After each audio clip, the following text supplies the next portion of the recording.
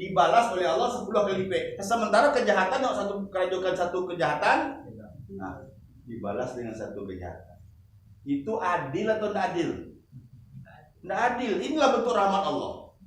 Kalau nak elok dilipat ganda kau oleh Allah, kena buruak, malah seimbang. Ya, hanya satu. Kan ya? Itu makanya ya di awal ayat itu Allah muncul kalimat Ar-Rahman Ar-Rahim, Bismillahirrahmanirrahim. Allah tuh yang dimunculkan itu kasih sayangnya. Ya kan ya? Jadi tidak seimbang doh. Satu kejahatan dibalas satu. Satu kebaikan dibalas 10. Itu baru tahap pertama baru tuh. Tahap kedua lagi. Kun sampai 700 kali lipat. Sudah Al-Baqarah ayat 2261 ya. Coba terjemahkan lagi. Silakan. Masalul ladzina yunfikuna amwalahum fi sabilillah. Silakan. Ada yang dapat?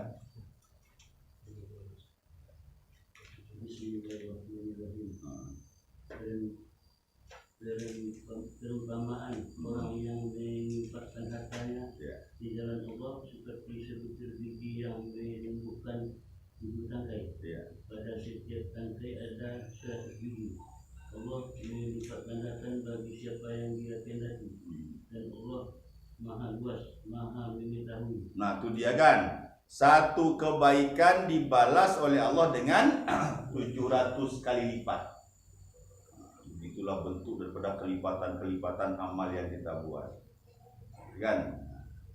Itu alun berakhir terus Pak. Masih ada yang tanpa batas. Kalau tanpa batas itu ada angkul lagi untuk menghitungnya. Nah, inilah kualitas amal lagi. Ya kan?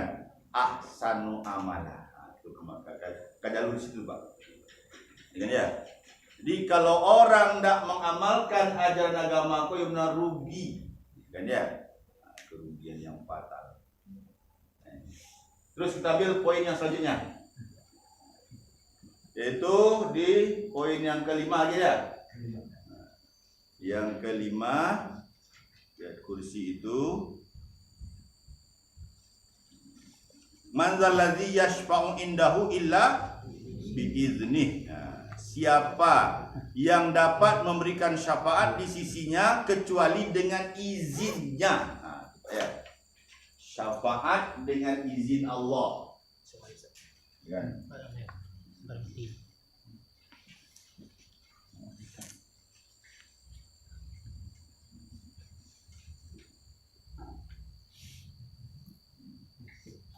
Syafaat itu artinya pertolongan. Jadi pertolongan apapun tidak izin Allah tidak kita jadi loh Pak. Kan? Dokter ingin menyembuhkan orang sakit, kalau Allah ada izin, tidak akan sembuh bagai.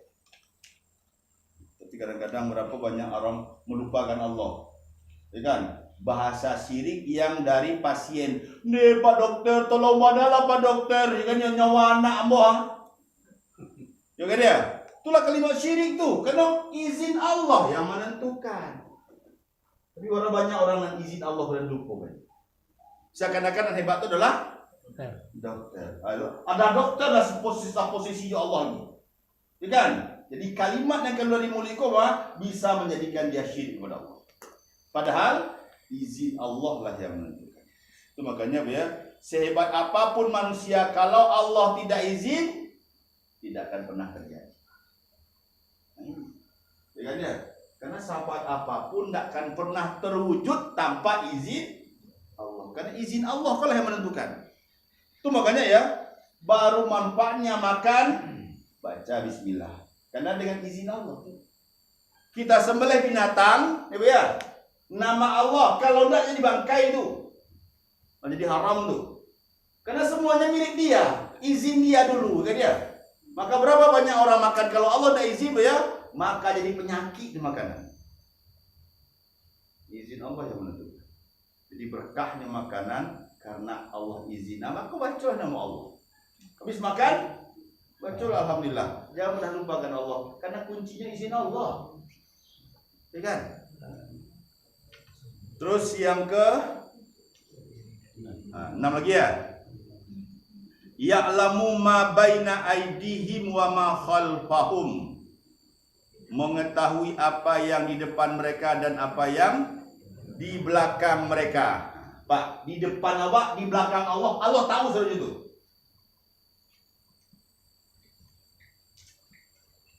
Depan, belakang. Ya. Allah tahu. Maksudnya apa?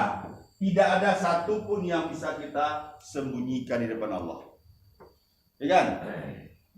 Bagaimana peristiwa hidup awak sebelum kini? Allah tahu tuh, Pak. Dan bagaimana kehidupan kita setelah hari ini? Allah tahu sebenarnya. Ya kan? Di tangan Allah sebenarnya. Jadi tidak ada satupun yang bisa kita bersembunyi di depan Allah. Nah, disikolah orang munafik, Pak, yang menganggap bisa menipu Allah. Ujungnya dia tertipu. Kan? Jadi anggapan-anggapan macam itu hanyalah bentuk daripada ketidakpunya ilmuwan tentang Allah. Dan banyak surah 4 ayat yang ke-142. Semua yang kita yakini itu akan kembali kepada kita. Kalau keyakinan kita palsu, maka kepalsuan itu pun kembali kepada kita. Ya kan? Nah, kita terjemahkan itu. Innal munafiqina yukhadi'una Allah wa huwa khadi'uhum. Itu bahasa Allah. Ya kan? Atau surat 9 ayat 67. Sama itu. Ini bentuk daripada ketidaktahuan atau kebodohannya orang munafik. Coba yang sudah 4 1 pada dulu. Bismillahirrahmanirrahim. Sesungguhnya orang munafik itu hendak menipu Allah, tetapi Allah lah yang menipu mereka. Apabila mereka berdiri untuk sholat, mereka lakukan dengan malas. Mereka bermaksud ria, ingin dipuji di hadapan dia, dan mereka tidak mengingat Allah kecuali sedikit sekali. Dia ingin menipu Allah, kata Allah enggak. Allah yang menipu dia. Karena Allah tidak pernah bisa ditipu, dah. Karena Allah tahu, bukan ya? Siapa kita sebelum ini dan siapa kita sesudah ini, Allah tahu semuanya. Bahkan detak jantung kita pun Allah. Wallahu alimum bizatis sudur. Ya kan ya? Maka standar Allah melihat kita adalah hati. Innamal a'malu binniyat. Allah tahu semua itu. Walaupun perbuatan itu baik, tapi kalau niatnya salah, Allah tahu. Ya kan? Itu makanya sholatnya orang beriman dengan sholatnya orang munafik berbeda hasilnya. Ya kan? Kalau orang beriman jalurnya ke surga, tapi orang munafik jalurnya ke neraka. Padahal sama ibadahnya, sama-sama sholat. Karena Allah tahu niat dia. Ya kan ya? Tidak ada yang bisa disembunyikan di depan Allah. Jadi kalau ikut kita kaji, kau ya, boleh mau ubah. Istilah bugil, tidak ada dan bisa rahasiakan di depan Allah. Terus di poin selanjutnya. Poin yang ketujuh ya. Yang ketujuh yaitu wala yuhituna bi syai'in min ilmihi illa bima sya'. Dan mereka tidak akan mengetahui dengan sesuatu dari ilmunya kecuali dengan apa yang dia kehendaki. Alias awak pak bodoh. Ya kan? Kita bodoh. Kecuali kalau Allah beritahu kita. Ya kan?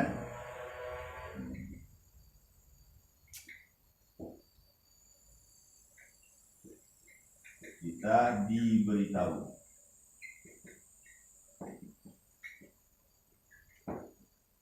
Makanya orang kalau tidak mau mengaji Al-Quran ya asli bodohnya, walaupun profesor doktor tetap bodoh. Kenapa? Rahasia Allah itu ada di sini, di Al-Quran ini.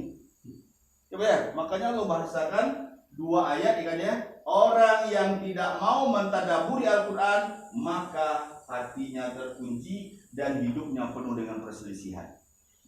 Contohnya surat 4 ayat 82 dengan surat 24 ayat 24. Coba. Oh, itu lu terjemahan dia. Surat 9 ayat 67 dia. Nah, coba itu dulu.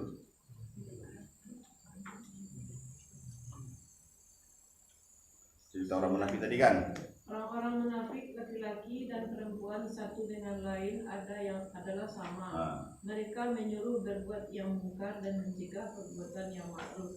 Dan mereka menggenggamnya tangan kiri.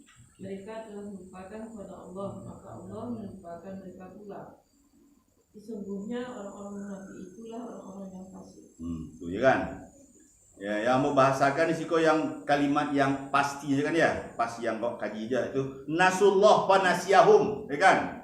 Mereka melupakan Allah, maka mereka pun dilupakan. Nah, lebih itu apa? Ya kan? Ikut aja lu pada second ya. Terjelas ya? Ya kan? Nah, ini apa artinya dia? Siapa yang melupakan Allah, maka dia dilupakan. Kan, mereka tadi kan dia, jangan kamu lupakan Allah, karena hidup kamu pun dilupakan oleh Allah. Kalau kita dilupakan oleh Allah, Pak, nasib awak tak akan pernah diperhatikan oleh Allah, tak akan pernah ditolong oleh Allah dah. Itu bahaya kan. Itulah makanya orang kafir, orang munafik Pak hidup dalam masalah. Kenapa? Karena masalah yang dia hadapi tak akan pernah ditolong oleh Allah untuk memberikan solusinya. Maka hidupnya terus dalam masalah terus, karena dilupakan oleh Allah. Itu gara-gara apa tuh? Gara-gara dia melupakan Allah. Ya kan? Jadi hidup koyo kayak petapuk Pak. Tidak bisa sholat tangan, doa bunyi. Ya kan? Dibahas sikap awak ke Allah, maka macam itu pun sikap Allah ke awak. Kalau awak melupakan Allah, maka Allah pun melupakan awak. Jadi orang-orang yang melupakan Allah kan ya, bukti yang paling nyata dia melupakan Allah adalah tidak sholat. Cari hidup orang-orang tidak sholat tuh. Kau tidak berantakan. Ya kan? Terus poin yang ke-8. Kita cepatkan ya. Oh yang kulo jadi lo berbudaya ini apa? Nah, apa ya? Sudah sampai ayat 82. Coba terjemahkan lagi. Bismillahirrahmanirrahim. Maka tidakkah mereka menghayati mendalami Al-Quran? Sekiranya Al-Quran itu bukan dari Allah, pastilah mereka menemukan banyak hal yang bertentangan di dalamnya. Itu dia ya kan, bertentangan. Kalaulah Al-Quran itu bukan datang dari Allah, niscaya mereka akan menemukan pertentangan, perselisihan. Itu makanya banyak hidup ke berselisih panjang. Kenapa? Karena standar hidupnya dari Al-Quran dah. Itu salah.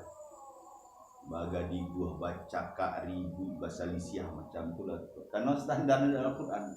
Pokoknya orang yang jauh dari Al-Quran Pak, hidupnya pasti tidak akan pernah aku di orang lain. Satu lagi. Itu surat 24 ayat 7 rujuk ke hati lagi Pak ya. Itu ayat 24. Surat 2 bukan surat 24, surat 47. Surat Muhammad. Afala yatadabbarunal Qur'an am ala qulubin aqfaluha. Ada Pak? Silakan.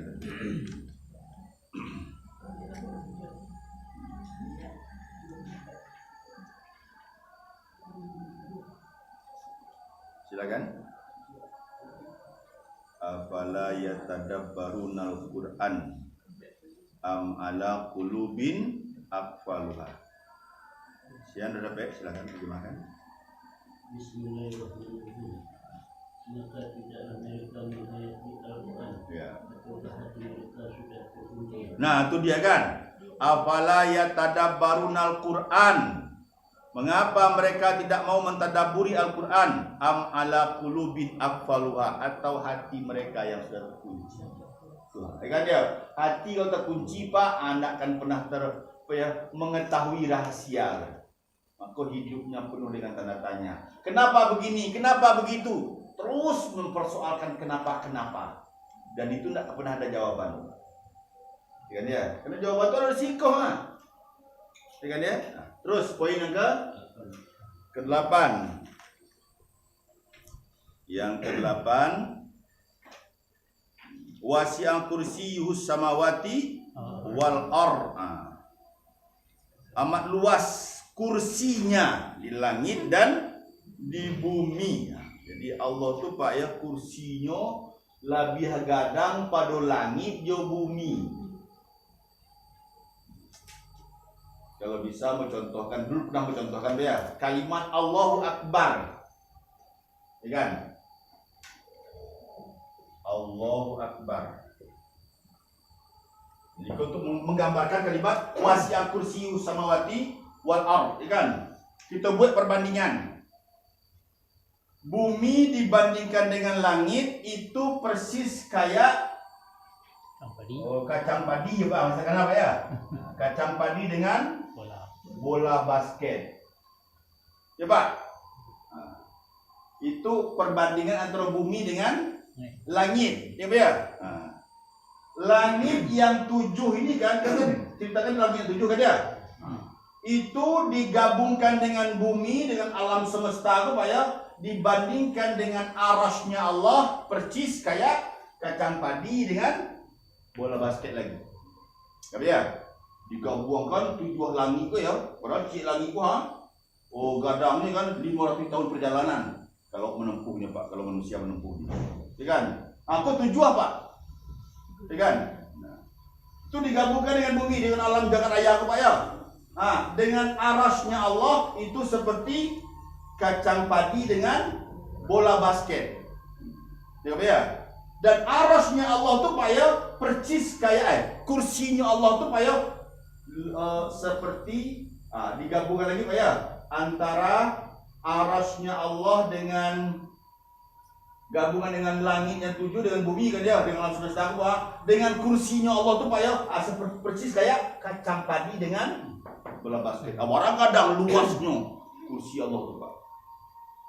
Nah kira-kira kalimat Allah Akbar tuh bisa tidak masuk di utawa bara gadangnya Allah. Atau Allah ada di kursinya. Ikan, dia duduk di kursinya. Jadi bara gadangnya Allah Pak. Terbayang ada tuh Pak? Nah, terbayang. Sampai Rasul mengatakan ya, kursinya Allah tuh Pak dipikul oleh 9 malaikat. Nah, kalau seandainya burung terbang dari telinganya ke bahu kan ya, anggaplah malaikat tuh kayak awak gini Pak. Kayak manusia Pak ya. Nah, terbang dari telinga, daun telinga apa ke bahu. Ada daun telinga ke siku kan? Siku ke bahu ke Pak. Itu menempuh perjalanan Pak 700 tahun perjalanan. Sementara kursinya Allah tua dipikul oleh 9 malaikat. Nah, pikirlah bara gadangnya Allah nanti. Ikan. Sementara kursi Allah tambah lagi langit yang 7, tambah lagi dengan bumi alam semesta kan dia dibandingkan dengan Allah lagi kan dia percis kayak kacang padi dengan macam itulah tuh. Ya. Bisa dong bayangkan Allah bara gadangnya. Bukan sanggup. Itu makanya ya, orang kalau sudah mengkaji Allah Pak ya, pasti otaknya jadi stres. Itu makanya banyak orang-orang cerita kok ya, orang Sulu kan cerita Allah tuh ya. Banyak macam itu sudah. Kenapa? Tidak akan pernah sanggup dah untuk mengkaji Allah. Itu makanya Nabi membatasikan dia. Tafakkaru fi khalqillah wala tafakkaru fi zatihi. Pikirkanlah tentang ciptaan Allah, tapi jangan pernah kamu pikirkan tentang Allah.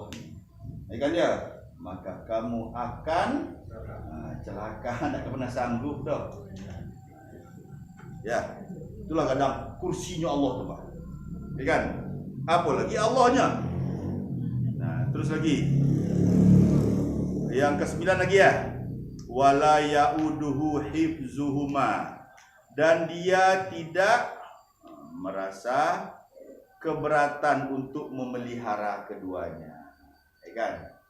Jadi bagi Allah memelihara alam jagat raya yang begitu luas itu bagi Allah tidak berat bagai itu. Itu urusan ringan ya Allah, ya kan? Apalagi cuma memenuhi permintaan awak itu kecil sekali. Bahkan yang masalah permintaan Pak ya, seandainya seluruh makhluk yang ada di jagat raya ini yang meminta dengan semua permintaan dan aku berikan semua permintaannya itu, maka tidak akan pernah kurang kekayaanku. Hanya percis kayak setetes air yang jatuh ke samudera luas. Bayangkan Pak. Semua makhluk yang ada kok meminta ya Allah, Allah kabulkan semua permintaannya. tidak akan pernah mengurangi kekayaan Allah sedikit pun. Percis cuman seperti setetes air yang menetes ke samudra. Macam itulah Pak. Kira-kira Pak ya, air laut tu Pak, awak ambil setetes kira-kira kurang tak ia laut Pak? Ada kurang. Macam itulah kan dia. Jadi sebanyak apapun yang dia berikan atau memenuhi permintaan awak kan ya, tidak akan pernah kurang Allah. Itu makanya Allah mengatakannya, Allah tu kaya. Ya kan ya? Wallahu ghaniyun wa antumul fuqara. Kan itu kata Allah kan ya. Allah tu maha kaya, kalian yang fakir, yang miskin, yang membutuhkan Allah. Ya kan ya? Itu baru kursi aku kaji dulu. Kalau yang lagi kan ya. Satu lagi kan ya. Wa huwal aliyul azim, ya kan? Dan dia maha tinggi lagi maha besar. Tingginya ya paling di puncak di atas Pak. Makanya orang bertanya, Allah di mana? Di atas, di arasy. Jangan pernah mengatakan Allah itu di mana-mana. Allah itu di arasy. Ya kan dia? Di atas. Kalimatnya tinggi. Tinggi itu di atas atau di bawah? Atau di mana-mana? Tidak bisa, di atas. Ya dia? Besar. Berapa besarnya Allah? Itu loh perbandingannya Pak ya. Itulah Allah.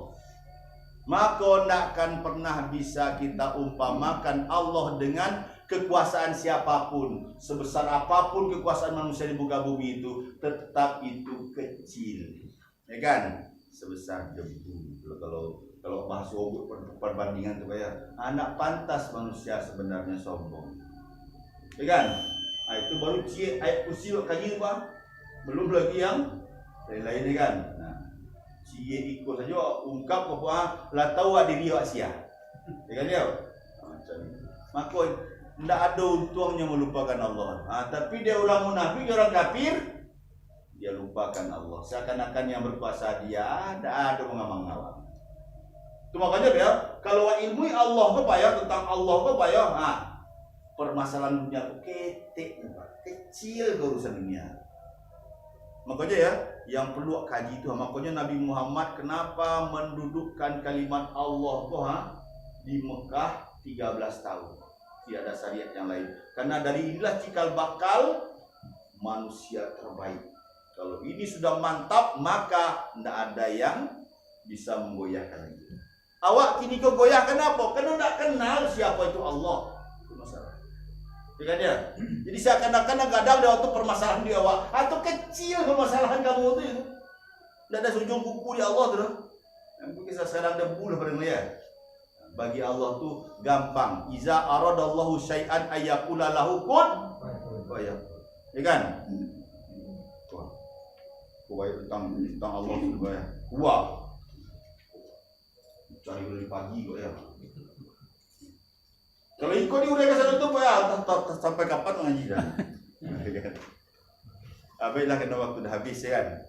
Kita sudahi dengan doa kafaratul majlis. Subhanaka Allahumma wa bihamdika asyhadu an la ilaha illa anta astaghfiruka wa atubu ilaik. Assalamualaikum warahmatullahi wabarakatuh.